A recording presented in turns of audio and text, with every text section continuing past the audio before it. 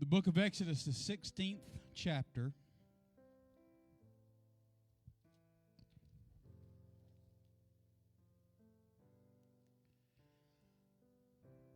The 16th chapter and the 16th verse. This is the thing which the Lord commanded.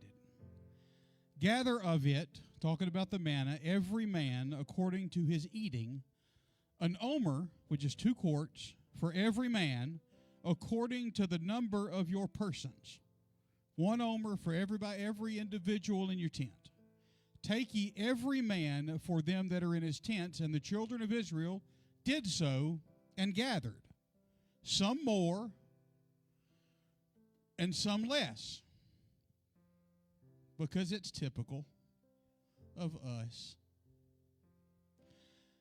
But when they did meet it with an omer, when they measured it, he that gathered much had nothing over. He had an omer. And he that gathered little had no lack. He also had 1 omer, 2 quarts. They gathered every man according to his eating, and Moses said, let no man leave of it till the morning. Notwithstanding, this text is just full of shocking information. Notwithstanding, they hearkened not unto Moses, but some of them left of it until the morning, and it bred worms and stank, and Moses was wroth with them. For a few minutes this evening, I want to talk from the subject of stinking blessings. And you can be seated.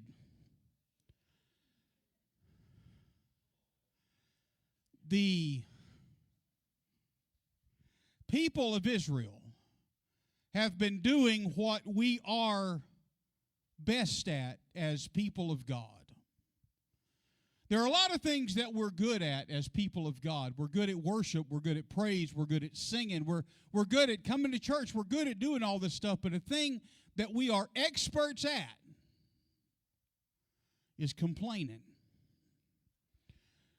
They were complaining about all the stuff that they did not have, which is a relatively common thread throughout all of salvation history.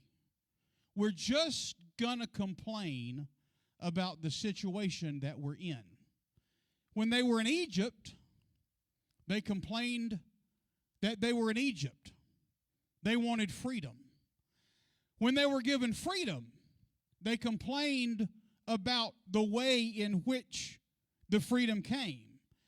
When they were given victory at the Red Sea, they complained that they didn't have any water. When God led them to water, they complained that they couldn't drink the water. When God changed the water from bitter to sweet, they complained that they didn't have enough water. Whatever happened, they were going to complain.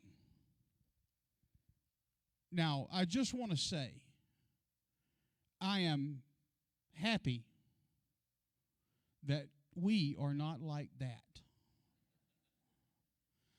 That we just are content and pleasant and filled with joy all the livelong day. All of us just love everybody all day long. And so they said they didn't have any meat. Now, there are some things that surprise me. We don't have any meat. Exodus chapter 12, verse 38.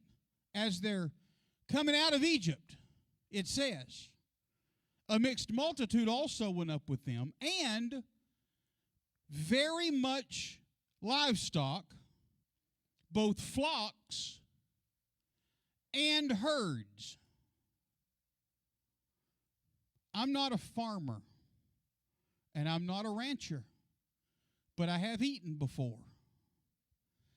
And almost 100% of the time, livestock is made almost exclusively of meat. We ain't got no meat nowhere. Well, almost no meat nowhere. We do have all of these flocks and herds and livestock that God gave us when He freed us from Egypt. We got all that. But other than that, we don't have nothing. The problem is not that they lacked anything. The problem was not that God had not provided for them. The problem was they didn't want to use the provision that God had given them. They wanted God to give them more.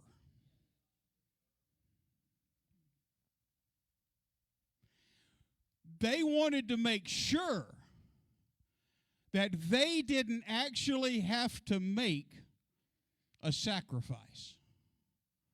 I want God to give me a new miracle so that I don't have to give up any of my current assets.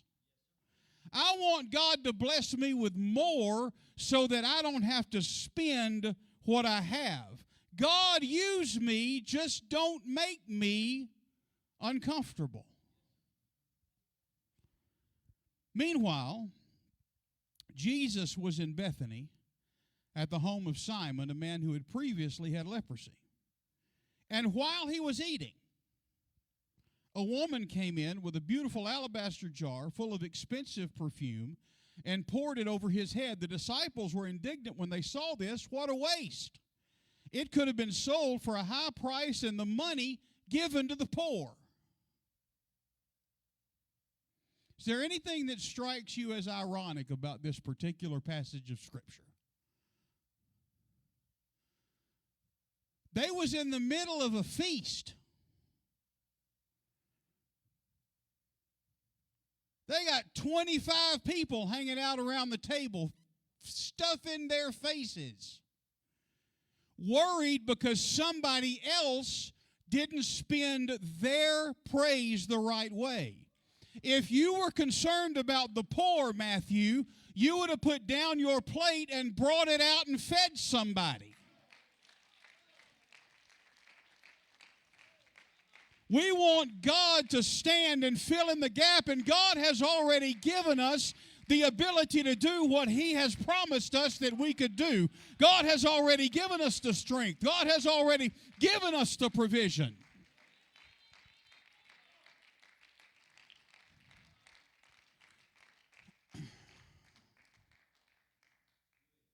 But that's probably a whole different lesson.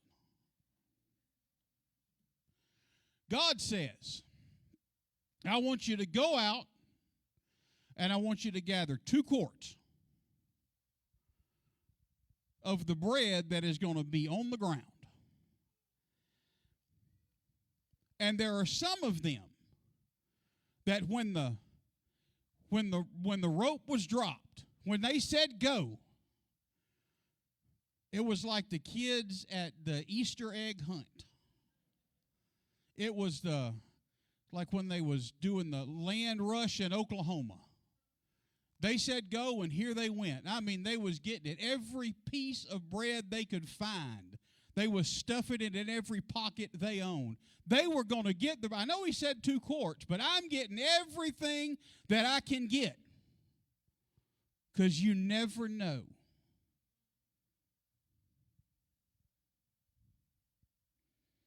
I'm going to get while the getting's good, because I'm not sure if it's going to be here tomorrow. I'm going to get all I can right now, because God might not be faithful in the morning. I'm going to gather everything up because I'm just a little worried about tomorrow. And then you had folk. I don't know why. Maybe they were very humble. Maybe somebody else had already picked up all the Easter eggs. Maybe they were sick. Maybe they were older. Maybe they were like me and they got a little too tall to reach all the way down to the ground sometimes. You know, as you get older, you get taller, and the ground gets further away from your hands. But for whatever reason, they weren't able to gather as much. But it didn't matter. The ones who gathered a lot had 2 quarts. And the ones that couldn't quite gather as much as somebody else also had 2 quarts. They didn't have the strength that they used to have. They didn't have the speed that they used to have. Maybe they couldn't keep up like they used to, but God used what they had to give them what they needed. If we obey God, it seems so simple.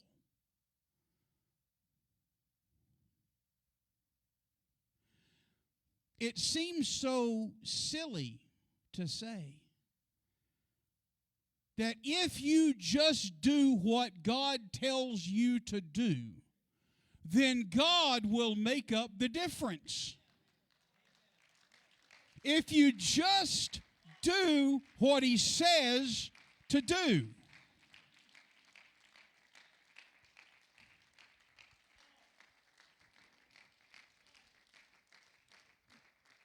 You would think that after being in church all my life, I would have learned that. But man, I can argue. I mean, good, too. I mean, I can justify just about whatever I want to do. He tells them, eat it all today. Whatever you pick up, the 2 quarts, eat all of it today. Don't save any of it for tomorrow, because there's going to be fresh bread tomorrow. You have to eat what God gives you today. You have to decide that you are going to use what God has given you today. You have to trust God for tomorrow while you obey Him today.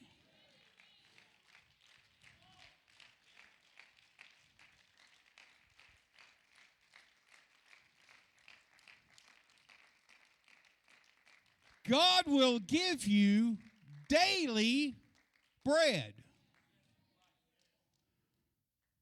But there was some smart alecks.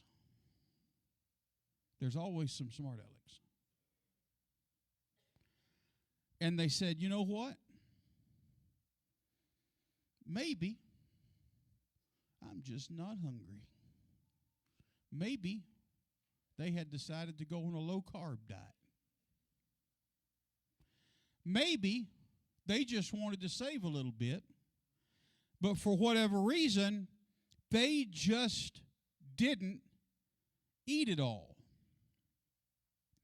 And by the time the next day came around, the bread that was supposed to be consumed yesterday was stinking and full of maggots.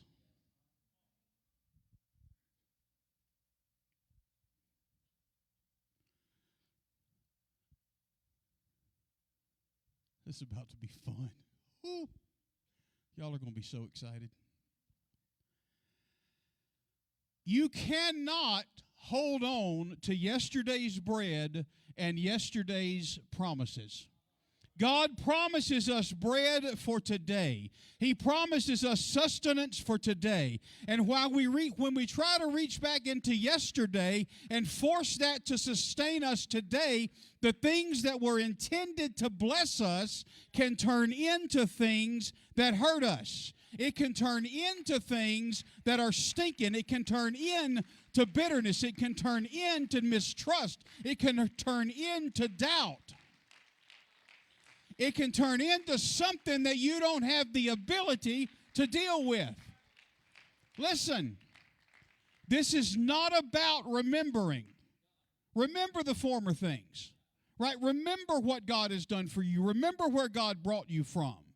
This is about This is about using This is not about using what we have been through to know God. This is about expecting those things to sustain us in a valley today. It's about expecting a blessing to do something that it was never intended to do. You've got to trust God to give you what you need when you need it. You've got to trust God to know what you need and when you need it, and use what God gives you when He gives it to you. The enemy has sold us a lie. He has convinced us that hoarding God's blessings is the same thing as honoring them. If something was truly good, if it was really God, then holding on to it tighter just proves how much you value it. That is not faithfulness. That is fear dressed up as gratitude. That is you holding on to something because you're afraid to let it go and walk forward in the faith and on the path that God has set you on. We try to live on an experience that we had years ago. And I am not denigrating a move of God that you had, a promise that you had, a blessing that you had. God moved. He really moved. The altar was hot. The glory was tangible. You felt Him. And the moment was real. But somewhere along the way, instead of that moment becoming a launching pad, you turned it into an easy chair. You built a tabernacle to that moment. Like Peter and James and John, when they go to the Mount of Transfiguration, they see this, they have this incredible experience, and they say, let's build a temple here. Let's just stay here because this is where the power is. We sit down, we build a tent, and then we spend all of our time and our energy trying to recreate something that God gave us 15 years ago. We end up worshiping the manna instead of the one who provided it.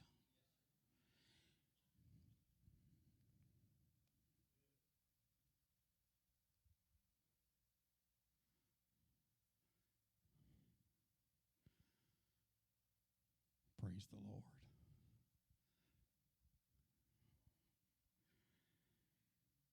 We can hold on to a season that God has completed. Just because God used you mightily, just because He bore fruit, just because it was good, genuinely, gloriously good, does not mean that it will not come to an end. And instead of celebrating what He has done and stepping into what He is going to do, we still show up for something that God has already closed the door on.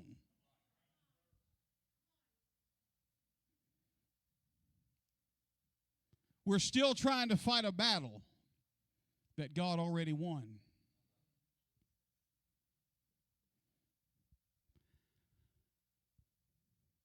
You know, you could do the same thing with a promise. It can be real. But we can hold on to it so tightly that it can twist in our grip. And that promise can become a source of bitterness to us. This is not about letting go of a promise. This is about surrendering to God's timeline. What starts off as anticipation turns into questioning. We no longer wait on God. We audit God. I got a list. I got a schedule. And every morning I wake up and I check it and see whether or not God has decided to be on time today.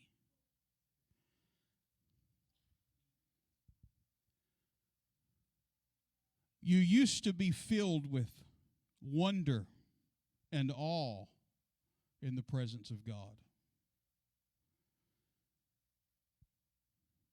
But now you can sit in church and just kind of be resentful of what's going on. The manna was a miracle. Every single morning, it was a genuine, heaven-sent miracle.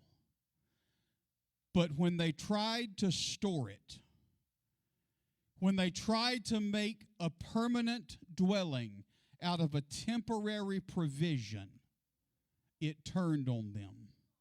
The miracle becomes a trap. The blessing burdens them, and what was meant as a gift becomes a curse. God never intended us to live in yesterday's blessing. God intended yesterday's bread to push us toward today's. Yesterday brings you to today, and today prepares you for tomorrow. The question is not whether or not what God did was real. It was real. The question is whether or not you trust Him enough to let it go and let Him do what He wants to do today.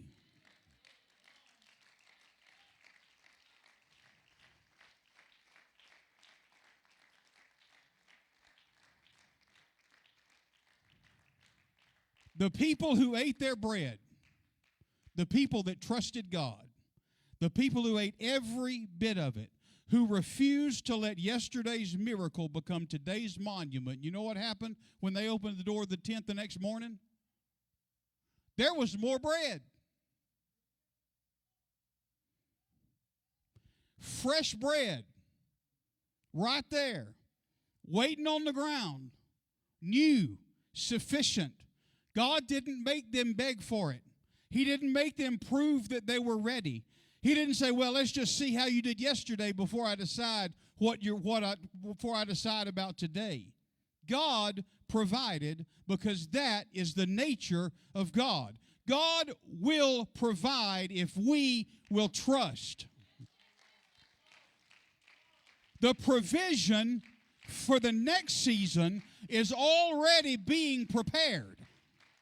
While we are standing here today, God is already arranging tomorrow's bread. He's already walking ahead of you in territory that He has called you to occupy. He's already making a way in a wilderness that you haven't even seen yet.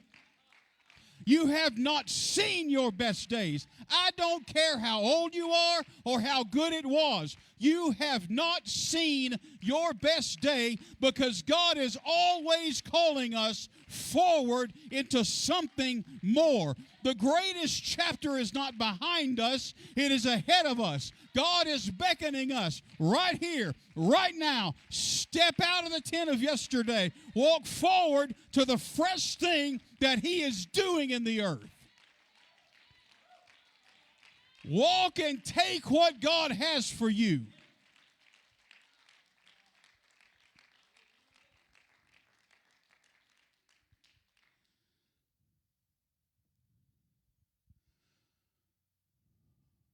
We wonder,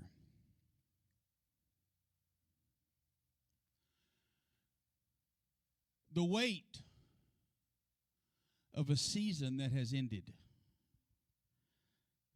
is heavy. And you start to wonder if the glory that you felt was a one-time thing, or if it's a permanent characteristic of God. God does not have good days and bad days. God does not run seasonal promotions on His faithfulness. What He was in the desert, He will be in your living room. What He was at the Red Sea, He is on your street. What He did then, He is doing now. The question is never whether or not God is moving. It is whether or not we are going to move with Him, whether or not we are going to walk with Him, whether or not we are going to do what God has called us to do.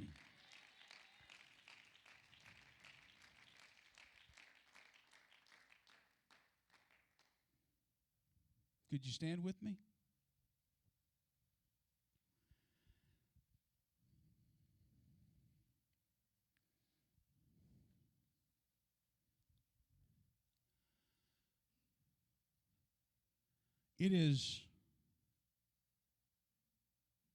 It's time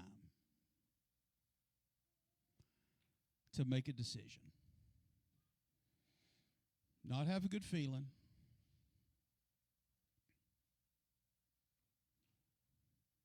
Not get excited. But make a decision in your mind.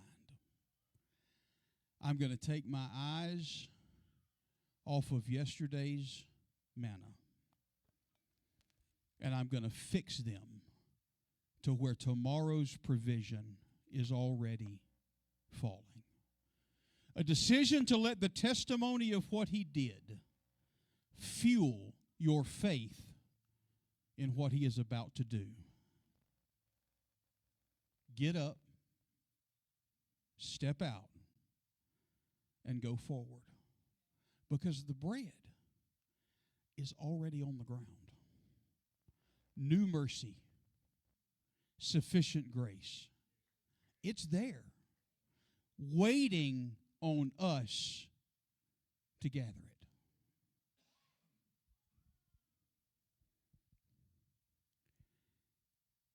Has God ever let the morning come without provision for the day? Has God ever failed any of us? Has there ever been a single sunrise when God said, you know what, today I'm just going to let my people go hungry? God showed up in the desert, and He'll show up for you. He showed up for the ones that complained. He showed up for the ones that doubted. He showed up for the ones that griped. He showed up for the ones that still smelled like Egypt when the miracle came. He showed up for them, and He will show up for you. Stop worrying.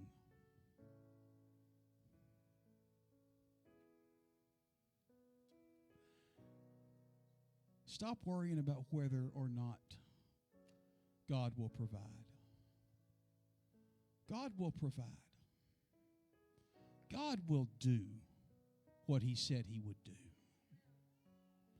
It's my responsibility to go forward and take what God has already promised